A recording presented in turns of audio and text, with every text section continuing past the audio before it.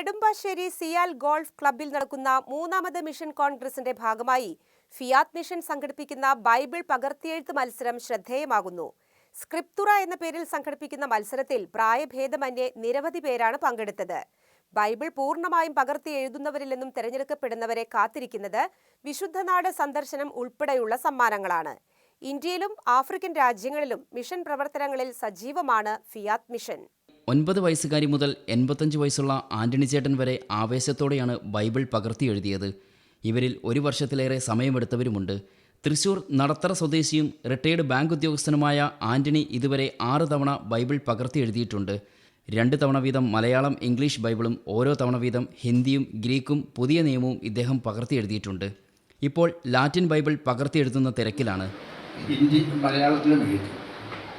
അത് കഴിഞ്ഞപ്പോൾ ഞാൻ ഹിന്ദി പഠിച്ചിട്ടുള്ള ഒരു വ്യക്തിയാണ്. അതേസമയം 9 വയസ്സുള്ള അലോനയും 10 വയസ്സുള്ള ജൊഹാനും മത്തായിയുടെ സുവിശേഷമാണ് പകർത്തി എഴുതിയത്. ബൈബിൾ പകർത്തി എഴുതുന്നവരിൽ നിന്ന് തിരഞ്ഞെടുക്കപ്പെടുന്നവർക്ക് സമ്മാനങ്ങളും ഫിയാത്ത് മിഷൻ നൽകുന്നുണ്ട്.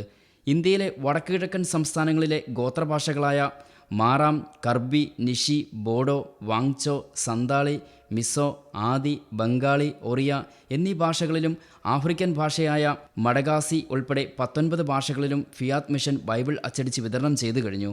ഷെക്കേന ന്യൂസ് ബ്യൂറോ, കൊച്ചി.